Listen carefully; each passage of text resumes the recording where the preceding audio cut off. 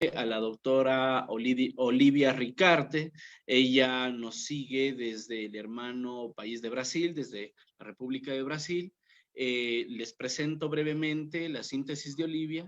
Eh, Ella es servidora pública en el Tribunal de Justicia del Estado de Roraima, graduada en Derecho por la Unifenas. Estudia Ciencias Sociales en la Universidad Federal de Roraima. Tiene un posgrado en Derecho Constitucional por la Escuela Superior de Derecho Constitucional. Tiene un posgrado también en Filosofía y Derechos Humanos por la Universidad Católica. Fue condecorada con premios de honor y mérito académico por las universidades de Sevilla, España, en Bari, Italia, y Porto de Portugal. También recibió una condecoración con la Medalla del Mérito por la contribución a las ciencias jurídicas, premio César Beccaria, en Milano, Italia. Muchísimas gracias, querida Olivia, por acompañarnos en esta tarde. Bienvenida a esta jornada, amiga. Adelante. Hola, doctor Damián, ¿cómo estás? ¿Cómo están todos? Es un gusto estar aquí con ustedes. Y bien, yo soy Olivia Ricarte, yo soy miembro del capítulo Latin Juris de Brasil y es un honor, es siempre un gusto muy grande estar participando de estos eventos de gran excelencia en Latinoamérica. Bueno, tengo 20 minutos, ¿ok? Yo voy a poner en el cronómetro para no atrapalhar los otros ponentes.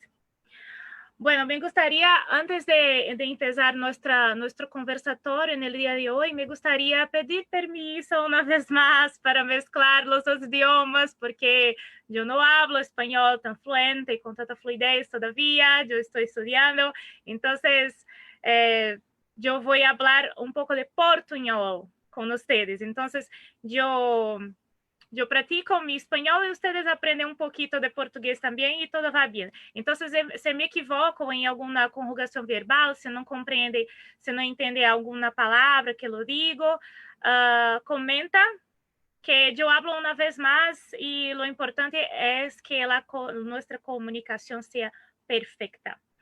Entonces, vamos lá, amigos. Vamos conversar en el día de hoy acerca de una operación de la Policía Federal de Brasil, que no fue una operación, no es, porque todavía está en curso, todavía está sucediendo, y no es una operación común, no es una operación como otras más que sucederam em meu país e em Latinoamérica em matéria de enfrentamento à la corrupção. Nós sabemos que nossa região não é a única em matéria de corrupção, não. Na Europa, Estados Unidos também há escândalos de corrupção, pero a prática de corrupção parece, é triste, pero parece que é endêmica em nossa Latinoamérica, não é verdade? Desde nuestra colonización y en este punto yo quiero hacer el registro que Brasil y los otros países de Latinoamérica son muy similares, tenemos problemas muy similares y problemas de corrupción muy similares. Nosotros solo tenemos una diferencia que es justamente el idioma, pero todo más nosotros tenemos problemas muy similares y la corrupción yo creo que es lo problema más grande, porque con la corrupción se hace otros problemas más como la miseria de la población, la concentración de renta, el narcotráfico también. Entonces, todo empieza por la corrupción. Así yo entiendo. Entonces, vamos a hablar acerca de la más importante operación en la historia de Brasil y yo arriesgo, ¿no? Yo pongo en riesgo hablar que es la operación con más éxito en toda la historia de nuestra América Latina. Esta operación, amigos, llama Lava Jato en portugués, pero é uma tradução livre para que todos possam entender o conceito da operação. Nós vamos traduzir para car wash, ok?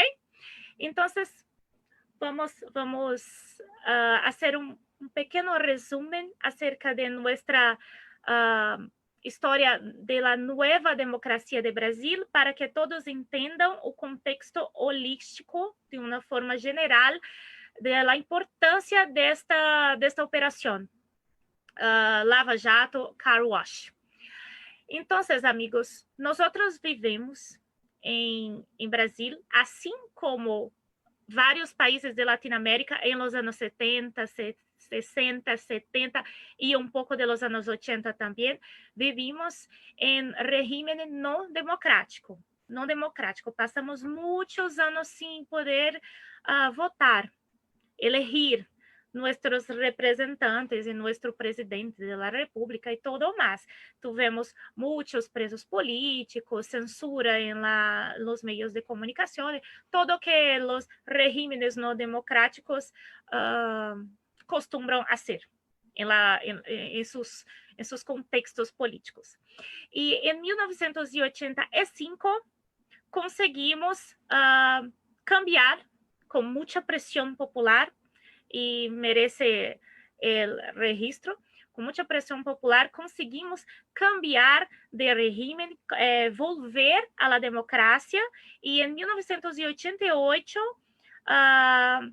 conseguimos promulgar, eu creio que a palavra é a mesma, promulgar a Constituição Federal de 1988, nuestra Constitución más democrática y con más protección a todos los nichos sociales, al menos en la teoría.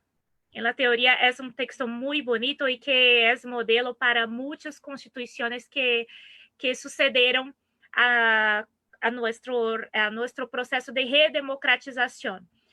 La Constitución Federal trouxe muitas garantias fundamentais e constitucionais, regressamos com habeas corpus, por exemplo, e tudo mais. E podemos votar, podemos regressar com as eleições depois de muitos e muitos anos. Então, Brasil, depois de muitos anos, votou, regressou às urnas e podemos votar pela primeira vez em muitos anos de forma direta em um presidente da República, e esse presidente foi Fernando Collor de Mello. Isso foi em 89. Em 1992, um grande escândalo cambiou novamente as estruturas sociais e políticas de nosso país. Um cheque oriundo de uma conta bancária fantasma, né, uma conta falsa, emitido por ele, então, tesoureiro da campanha do primeiro presidente da República electo democraticamente depois de muitos anos, foi o suficiente para instaurar um processo de impeachment. Sim, amigos, nós tivemos um processo de impeachment no primeiro mandato de nosso primeiro presidente electo depois de muitos e muitos anos, quase 30 anos. E tivemos um escândalo muito grande e muita pressão popular, as pessoas foram à calle, protestar, manifestações e tudo mais, e o presidente caiu, se quedou o mandato do presidente, de nosso primeiro presidente electo democraticamente. Então, pero com um cheque. Eu necessito que vocês gravem esta informação para um pouquinho mais adelante. Então, os anos se passaram e nós voltamos em outros presidentes mais, sempre com muitas promessas sociais. Assim, amigos, nós tivemos muitos anos de supressão de direitos fundamentais. Então, é normal, é esperado que a sociedade estivesse mais inclinada, mais direcionada às causas sociais. E, então, elegimos Fernando Henrique Cardoso, depois Luiz Inácio Lula da Silva, que todos vocês devem conhecer porque todavía no está muerto y es muy popular todavía, mesmo depois de todo. Es uno de los líderes más importantes de la historia reciente de la América Latina y del mundo.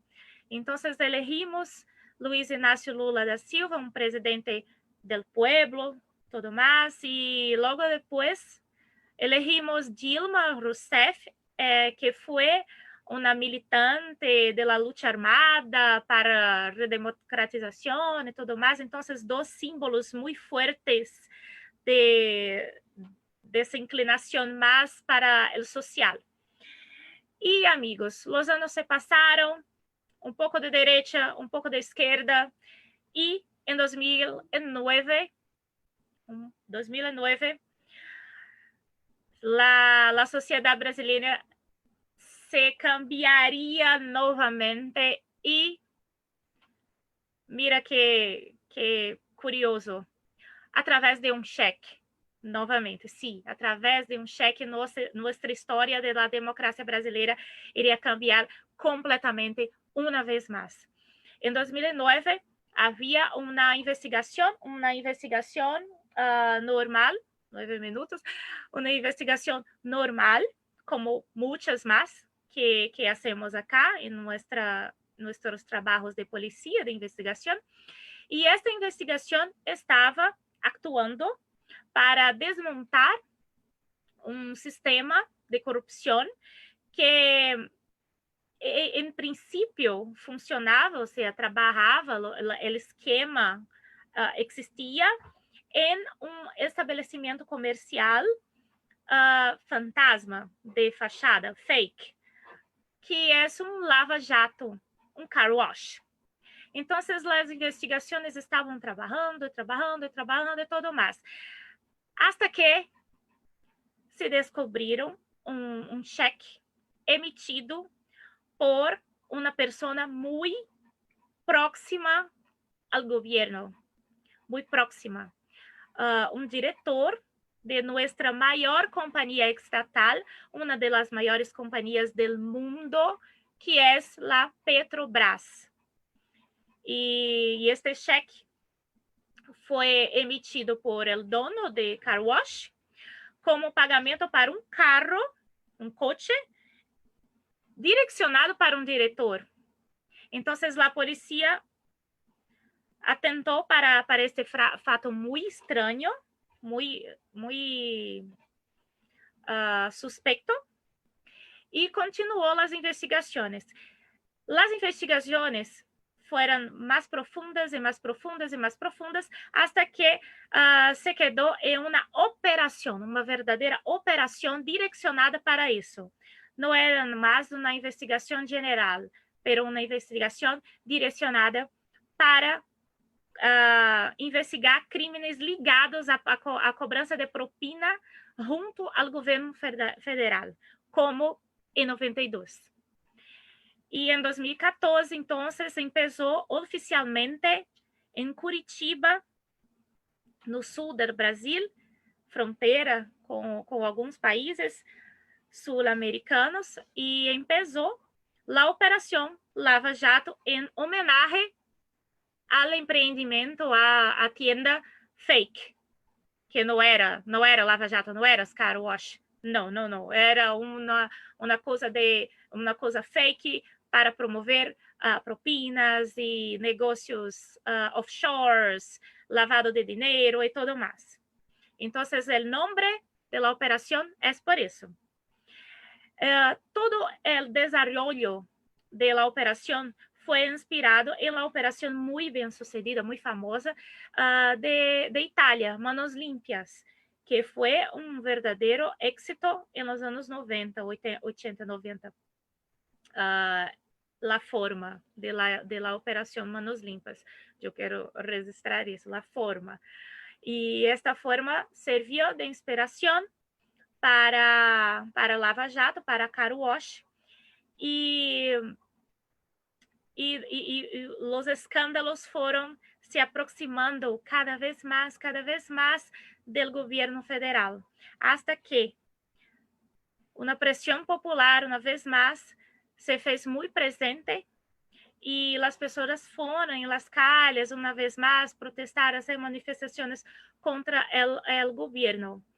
Y mira, yo quiero traer un constitucionalista muy interesante de nuestra nueva generación de juristas en Brasil, un constitucionalista muy valoroso, muy especial, que llama Flávio Martins.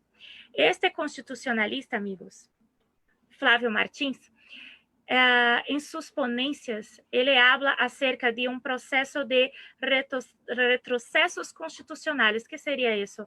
Es decir, que las personas sufren con sistemas políticos no tan democráticos, sufren porque hay supresión de sus derechos y garantías fundamentales y todo más.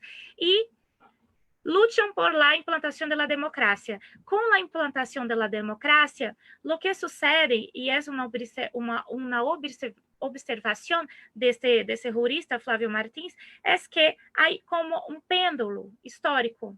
Las personas acaban por se sentir decepcionadas com as promessas que a democracia não consegue lograr êxito em cumprir, em ser realidade. Então, as pessoas começam a duvidar, a pôr em dúvidas, a pôr em xeque as promessas da democracia e com todo, há uma ruptura nesse nível de confiança entre a sociedade e regime de governo. E, amigos, parece que foi o que sucedeu em país durante o início da Operação Lava Jato, da Operação Car Wash. Vamos ver, em 2013, um pouco antes da operação empezar, um pouquinho antes, houveram muitos protestos históricos, que nós costumamos falar como revolução dos 20 centavos. ¿Por quê? Porque o governo aumentou a tarifa do metro, como sucedeu em Chile no ano que se passou, não? Então, nossa história é muito interligada, é muito difícil não fazer um comparativo entre nós outros, não? Então, assim como em Chile, em 2013, amigos, o governo aumentou a tarifa em 20 centavos, a população se revoltou com isso, uma população que já vive no limite da renda, não? Então, houveram muitas revoltas populares e se quedou como conhecido este período como a Revolução de los 20 centavos. Essa revolução se evoluiu para outros temas mais. Então, não era mais solamente a tarifa de metro. As pessoas faziam manifestações contra ou a favor. Incluiu de regimes não democráticos, de intervenções militares e todo mais. Todavia, em 2013, no governo Dilma, estava com uma popularidade muito baixa, e por pressão popular, um caso de destino, porque a história é hecha de retalhos, não? De pedacitos de eventos históricos que se encaixam, que se encontram. E isso foi que aconteceu em Brasil. Dilma, por pressão popular, por las manifestações contra a corrupção, promulgou em 2013 a lei, para quem se quer tomar nota, eu vou falar aqui o número da lei. Lei número 18.850 de 2013. Esta lei, amigos, foi um marco un marco, incluyo para lo que sucederá depois, incluyo el impeachment de la própria Dilma. Por quê? Esta lei foi pensada para coibir as práticas de corrupção que as pessoas estavam se manifestando contra em la calle, ¿ok? Então, en el cuerpo de la ley, haviam várias previsões que tornavam mais duros e tornavam mais possíveis as operações como car wash, como Lava Jato. Por exemplo, tornava possível a colaboração premiada, delação premiada, não sei como habla em espanhol, eu creio que é colaboração premiada, que há uma redução de pena se o acusado hablar acerca do que estava sendo e delatar outras pessoas mais envolvidas no caso e tudo mais. Essa colaboração premiada.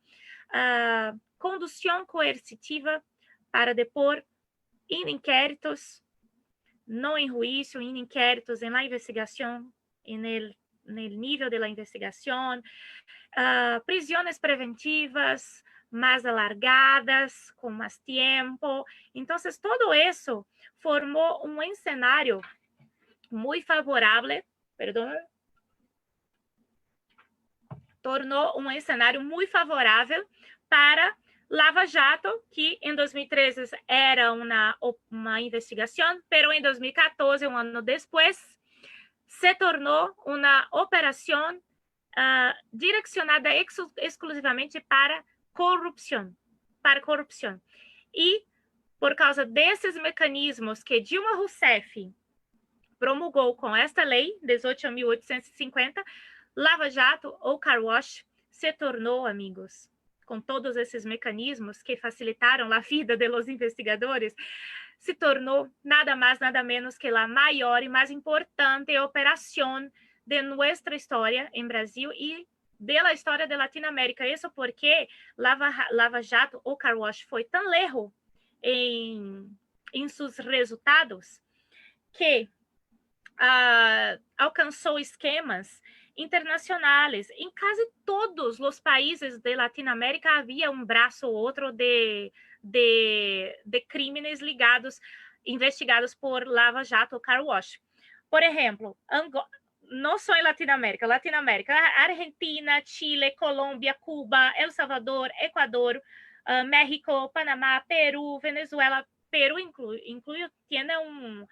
tiene políticos detenidos, né? Detenidos por um braço de la car wash. E Venezuela, República Dominicana, temos em África também, Angola, Moçambique, temos em Europa, Portugal, Noruega e tudo mais. E parece, amigos, que o pêndulo que Flávio Martins, o constitucionalista que habla acerca disso, de los retrocessos constitucionais, parece, amigos, que o pêndulo se cambiou e entramos nesta nova tendência de retrocessos constitucionais por la promessa que a democracia não logrou êxito em cumprir. Então, a população se revoltou muito.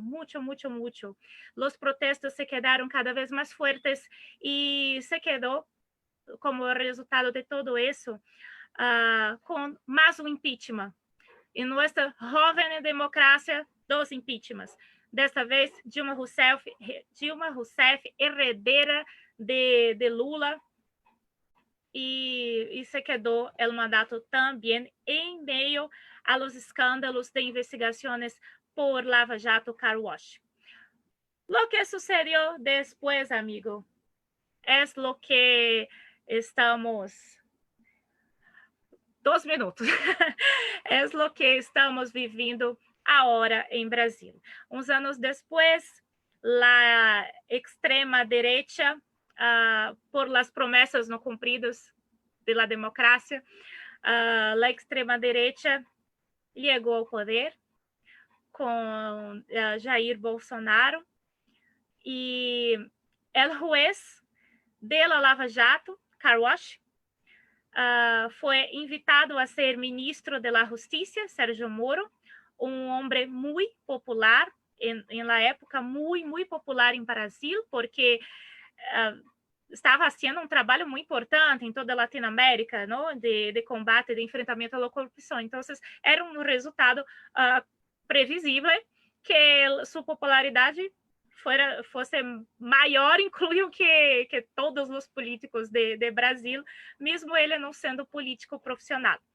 Então, foi invitado a ser ministro da Justiça, aceitou o convite e a invitação e foi ministro de la Justicia del gobierno Bolsonaro hasta este año, cuando salió,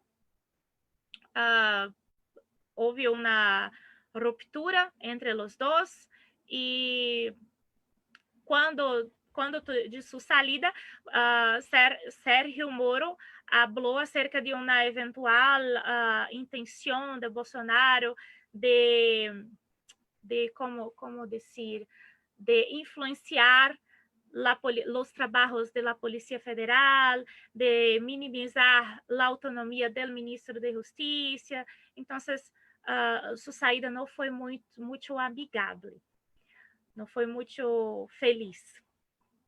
Y su popularidad es dividida y todo más Sergio Moro continúa como ponente, como colunista en periódicos, no más como juez, porque para ocupar el cargo de ministro teve que abdicar, teve que desistir de su trabajo como juez. Entonces, sigue como ponente, profesor y columnista de periódicos y posible candidato a presidência da República em 2022. É de los números mais fortes del país hoje e é mais uma prova de que Lava Jato, Car Wash, foi realmente uma grande operação de grande êxito e muito importante para nossa história. Realmente cambiou nossa história recente, Lava Jato, Car Wash. E os números, a operação não se quedou ao fim, todavia. Y yo tengo acá algunos números para ustedes. Vamos lá. Hasta 2019. Vamos a ver. 1.434 procedimentos instaurados, 800 buscas y apreensões, 210 conduções coercitivas, 95 prisões preventivas, 104 prisões temporárias, 158 acuerdos de colaboración premiada, 10 acuerdos de leniência, 274 personas acusadas solamente en Brasil. No estamos hablando ahora sobre los brazos de Lava Jato Car Wash en Latinoamérica. 38,1 bilhão de reales es o valor total de ressarcimento pedido. Y 3,2 bilhões de bens bloqueados. Y muchos de esos activos que Lava Jato encontrou e bloqueou, alguns desses ativos estão direcionados ao enfrentamento de Covid-19. E mira, amigos, qual é o futuro para terminarmos já, para finalizarmos? Qual é o futuro de Lava Jato, de Car Wash? Bien, amigos, Lava Jato foi muito importante em seu momento principal para a manutenção da democracia.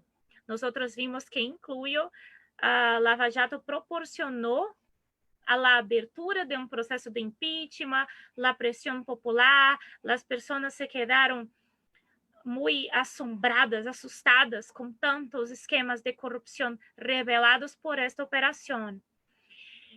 E, sem dúvida, não é loucura afirmar que Lava Jato, Car Wash, foi dos grandes pontos favoráveis à chegada ao poder do presidente Bolsonaro. Sim, sem Lava Jato seria muito mais difícil lograr êxito em se elegir como presidente. E em seu governo, Lava Jato está sendo como decir para ustedes, está siendo colocada en duda su legitimidad, su parcialidad y todo más. Uno desses motivos foi justamente o relacionamento conturbado por Sérgio Moro, entre Sérgio Moro e Bolsonaro. Sérgio Moro foi o juiz responsável por la conducción de la operación y la posible interferência de presidente junto à Procuradoria General, junto à força-tarefa da operação que todavia sigue, Lava Jato, Car Wash, todavia existe em Brasil e está investigando novos escândalos de corrupção e tudo mais, pero está uma ironia da história, ironia do destino, ou não tão ironia assim, pode ser um cálculo político, não sei. La reflexión con ustedes, amigos. Yo estoy acá para traer la información y provocar la reflexión. Y es cierto que en el gobierno electo, en medio a los escándalos de Lava Jato, protegido, ¿no? Apoyado por la población, que estaba triste con tantos escándalos, este mismo gobierno hoy está pondo em dúvida a parcialidade de toda a operação. E, como reflexão final, eu vou finalizar nosso conversatório como empezamos, com cheque. Sim, amigos, nós em Brasil, o último e mais recente escândalo, e nisso eu vou poner em registro nossa ponência aqui, 24 de agosto de 2020, ok? 24 de agosto. Hoy, en el Brasil, o escândalo mais atual de corrupção é justamente depósitos em cheques hechos por assessor parlamentar em la cuenta directa de nuestra primeira dama, mulher de nuestro presidente de la República. Lo que sucederá después, eu não sei.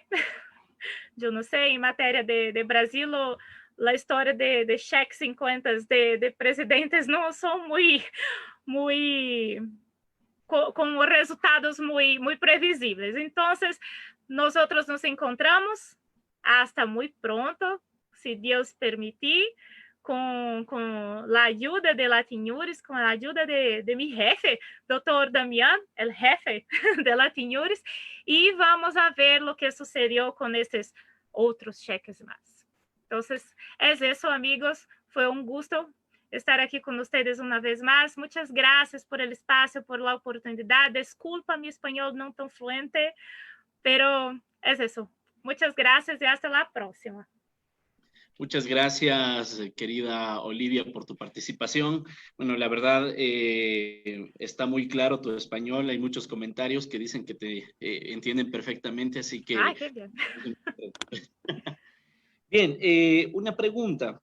Jordan Rea dice, actualmente Brasil ha mejorado el sistema de control de la corrupción después de la implementación de la ley 12.850.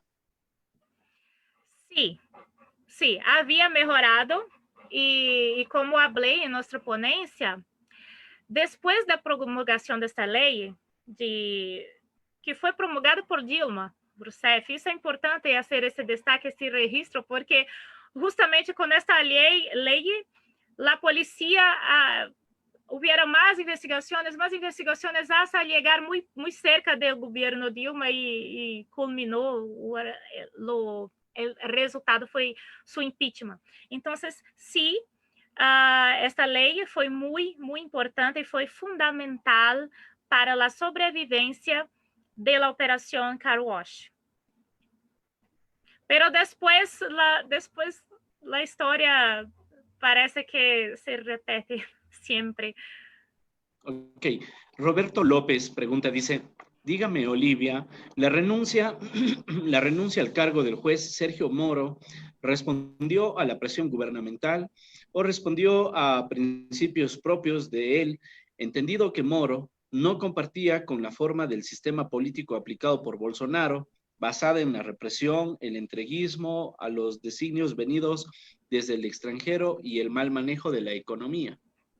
Sí, la conjuntura social y política en el contexto de la elección de gobierno Bolsonaro fue muy un resultado de la decepción social con tanta corrupción de los gobiernos anteriores. Entonces, la figura Bolsonaro representaba una esperanza muy grande, así como Lula representó en 2002. Entonces, é mais ou menos a mesma coisa, só que um outro momento histórico. Então, as pessoas depositaram muita confiança em las promessas anticorrupção de Bolsonaro. E Sérgio Moro foi a pessoa mais, o símbolo maior desta operação. E sua invitação para ministro foi um reforço muito grande, muito sólido para ser um comprometimento com suas promessas, Bolsonaro, para ser um comprometimento com suas promessas de eleição e tudo mais. Então, invitar o juez principal da força-tarefa da maior operação anticorrupção foi uma realização, um sinal para a população muito forte. Não, eu estou comprometido com o enfrentamento à corrupção, sim, e a prova disso é que estou invitando Sérgio Moro. Pero um ano depois, pelo que parece, as entrevistas de Sérgio Moro, não sou eu que estou falando, Sérgio Moro falou, e tem entrevistas no YouTube e tudo mais, que na prática, as promessas não se quedaram reais. Então, por isso, houve essa desistência de união entre os dois. Pero la abdicación del cargo de juez es una obligación institucional en Brasil para asumir el cargo de ministro. ¿Ok? Entonces, no fue una imposición de Bolsonaro. Para asumir el cargo de ministro, tiene que desistir del cargo de juez para siempre. O sea, después que salió del cargo de ministro, no se puede regresar más al cargo de juez. Bien, de acuerdo, muy interesantes estos temas, Olivia. Las realidades, como lo decía al inicio, se parecen muchísimo en nuestros países, ¿no? Gracias por compartirnos, querida Olivia.